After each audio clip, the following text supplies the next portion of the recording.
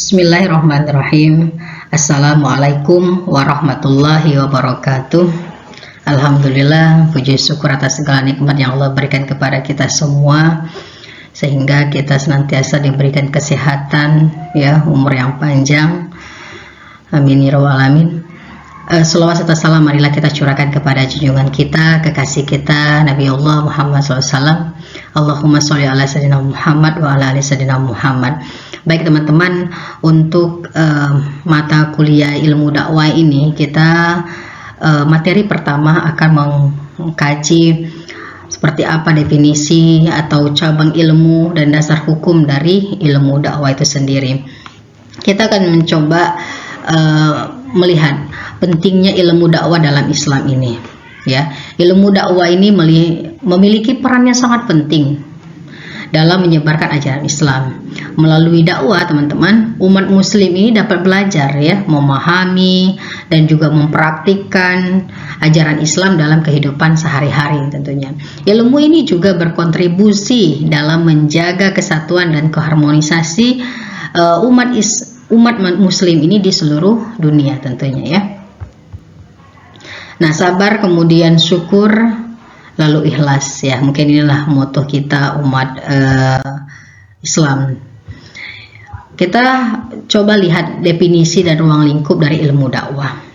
Definisi ilmu dakwah ini adalah cabang ilmu, ya, pengetahuan yang mempelajari tentang proses mengajak, ya, menyeru dan juga mempengaruhi manusia untuk melakukan kebaikan dan menjauhkan keburukan berdasar Al-Quran dan Sunnah. Nah, ruang lingkup dari ilmu dakwah ini, teman-teman, ilmu dakwah ini mencakup berbagai aspek. Seperti apa? Ada metodologi, ya, strategi, ada juga psikologi, sosiologi, komunikasi, dan juga manajemen dalam upaya mencapai pesan-pesan Islam secara efektif kepada masyarakat. Apa tujuan ilmu dakwah? Nah, tujuan utama ilmu dakwah ini adalah untuk mengajak dan membimbing manusia tentunya ke jalan yang diridhoi Allah SWT, sehingga mereka dapat memperoleh kebahagiaan di dunia dan di akhirat. Apa dasar hukum dakwah dalam Al-Quran dan hadis? Teman-teman, Al-Quran, ya, kita umat muslim tentunya, dalam Al-Quran terdapat banyak ayat yang menekankan pentingnya kegiatan dakwah. Salah satu ayat terkenal adalah surat An-Nahl, ya, ayat 125, yang memerintahkan untuk berdakwah dengan apa? Hikmah, nasihat yang baik tentunya, dan berdebat dengan cara yang baik, yang terbaik tentunya, ya. Nah, selain dari Al-Quran, ya, hadis Rasulullah juga memberikan banyak hadis terkait kewajiban berdakwah. Salah satunya adalah hadis riwayat Bukhari dan Muslim yang menyatakan bahwa menyampaikan informasi atau menyampaikan dakwah walaupun hanya satu ayat adalah wajib bagi kita setiap muslim. Nah, apa tujuan dan prinsip dakwah? Teman-teman, tujuan dakwah ini adalah untuk menyebarkan ajaran Islam, ya, membimbing manusia ke jalan yang benar dan meningkatkan ketakwaan serta keimanan kepada Allah SWT. Prinsip yang keikhlasan. Kita lihat dakwah harus dilakukan dengan niat yang ikhlas, semata-mata untuk mendapatkan ridho dari Allah SWT, bukan untuk kepentingan pribadi kita, ya, atau kelompok tertentu. Yang kedua adalah prinsip kebijaksanaan. Metode dan pendekatan dalam berdakwah harus mempertimbangkan situasi, ya, kondisi, karakter mad'u kita, objek dakwah itu, ya, agar pesan ini dapat diterima dengan baik. Nah, ada prinsip yang ketiga adalah prinsip kesabaran. Berdakwah membutuhkan kesabaran dan juga ketabahan dalam menghadapi berbagai tantangan dan hambatan. Karena perubahan hati, ya, perilaku manusia ini tidak terjadi dalam waktu yang singkat, butuh proses tentunya. Kita akan mencoba melihat metode dan strategi dakwah yang efektif. Ada metode dakwah secara lisan, yaitu ceramah, diskusi, dan dialog. Nah, metode yang kedua bisa dilakukan dengan dakwah tertulis, ya, secara tulisan, ya, melalui buku atau artikel atau juga melalui media sosial yang ada. Nah, yang ketiga adalah metode dakwah yang sangat efektif juga. Ini adalah dakwah perbuatan, keteladanan, pelayanan dan aksi nyata. Ini yang selalu dilakukan oleh Rasulullah SAW, ya, memberikan contoh, ya, karena dengan contoh itu lebih mudah untuk ditiru, ya, tentunya oleh umat kita, umat Islam. Metode dakwah yang efektif, teman-teman, menggunakan pendekatan multidimensi, meliputi dakwah baik secara lisan tadi, ya, tulisan dan perbuatan. Dakwah lisan ini dapat dilakukan melalui tadi ceramah, diskusi, bisa juga dengan berdialog, ya, interaktif seperti itu. Dakwah tulisan ini dapat juga kita memanfaatkan buku, artikel, ya, konten media sosial yang sekarang juga banyak sekali digandrungi, ya, tentunya oleh generasi Gen Z ini, seperti itu. Sementara itu, teman-teman, dakwah melalui perbuatan dapat diwujudkan melalui keteladanan, ya, pelayanan dan aksi nyata yang dampak positifnya bagi masyarakat. Nah, kita coba melihat, teman-teman, bagaimana peran dan tantangan tanggung jawab seorang dai atau juru dakwah, ya, seperti itu. Yang pertama adalah komunikator, ya. Dai berperan sebagai komunikator yang menyampaikan pesan, ya, pesan-pesan Islam kepada masyarakat dengan bahasa yang mudah dipahami tentunya. Yang kedua, pembimbing.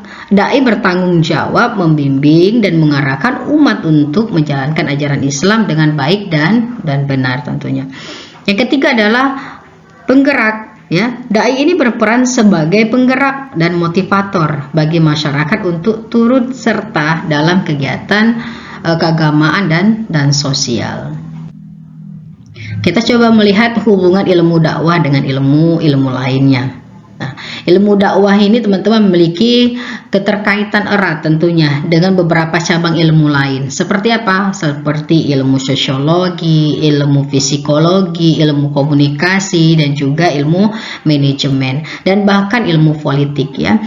Nah, pemahaman terhadap ilmu-ilmu tersebut ini dapat membantu seorang dai dalam memahami kondisi masyarakat tentunya, di mana menyusun strategi dakwah, ya, yang efektif dan mengelola kegiatan dakwah dengan baik, ya. Selain dari itu, ilmu dakwah ini juga berhubungan dengan ilmu-ilmu keislaman lainnya, seperti apa?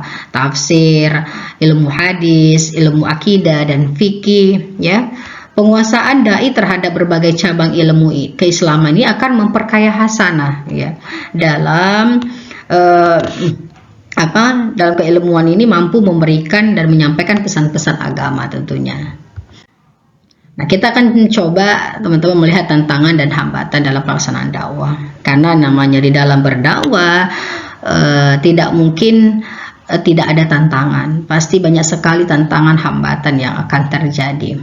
Kita akan melihat hambatan eksternal. Yang pertama adalah dakwah dapat menghadapi tantangan dari lingkungan sekitar, seperti apa? Sikap penolakan, ya, kebingungan seperti itu, atau fanatisme, ya, dari masyarakat itu sendiri terhadap kepercayaan yang sudah dianut mereka. Nah, dai ini harus mampu menyampaikan pesan dengan bijak dan menjaga keharmonisasian sosial. Nah, ini sangat dibutuhkan keterampilan dari seorang dai itu sendiri untuk menghadapi berbagai hambatan-hambatan atau tantangan di dalam masyarakat. Yang kedua adalah hambatan internal. Nah, dai juga dapat menghadapi kendala dari dalam dirinya sendiri, ya, seperti apa? Kurangnya pengetahuan, keterampilan atau memotivasi, ya, pengembangan kapasitas diri menjadi kunci di sini agar dai dapat melaksanakan dakwah secara efektif. Nah, kita akan melihat bagaimana cara dari hambatan-hambatan tadi kita akan mengatasi hambatan tersebut. Tentunya dengan memahami berbagai tantangan dan juga hambatan. Teman-teman, dai ini dapat mengembangkan strategi dakwah yang tepat ya. Seperti apa membangun komunikasi yang baik, ya, memahami konteks sosial dan juga senantiasa meningkatkan kompetensi dirinya sendiri seorang dai ya. Nah, kita coba lihat etika dan profesionalisme dalam berdakwah. Karena pentingnya seorang dai ini dari sisi etika berdakwah, seorang juru dakwah ini harus memiliki akhlak atau etika yang baik sebagai suri tauladan ya bagi umat, menjaga dari mulai ucapan, menjaga sikap, terus menjaga perilaku. Ini adalah kunci dalam menjaga kredibilitas dakwah seorang dai itu sendiri ya. Yang kedua adalah profesionalisme dakwah. Nah, di mana dalam berdakwah ini meliputi penguasaan materi, teman-teman. Terus mampu berkomunikasi. Seorang dai juga manajemen waktu dan sumber daya yang memadai. Hal ini penting juga untuk mencapai hasil dakwah yang optimal tentunya. Nah, terus integritas dai. Seorang juru dakwah harus memiliki integritas pribadi yang kuat tentunya. Antara ucapannya dan tindakan ini harus sejalan. Jadi jangan sampai diucapnya berbeda dengan apa yang dia lakukan. Sehingga di sini teman-teman menjadi tauladan yang baik bagi mad'u atau objek dari dakwah kita itu sendiri. Baik teman-teman, kita akan simpulkan dari materi kita di mana melalui pembahasan yang komprehensif ini kita dapat menyimpulkan betapa pentingnya ilmu dakwah dalam Islam. Dakwah ini merupakan kewajiban setiap muslim untuk menyebarkan ajaran agama dan juga membimbing manusia ke jalan yang benar dengan berdasarkan pada Al-Quran dan hadis serta memahami tujuan dan prinsip dakwah. Kita dapat menjalankan tugas dakwah dengan efektif dan profesional. Nah teman-teman semuanya dimanapun Anda berada, ini pengantar dari materi ilmu dakwah ini. Nanti jangan lupa mengikuti materi-materi selanjutnya supaya kita lebih memahami dan mendalami dari materi ilmu dakwah itu sendiri. Terima kasih atas perhatiannya. Mohon maaf atas segala kekurangan dan kehilapan. Saya akhiri. Wassalamualaikum warahmatullahi wabarakatuh.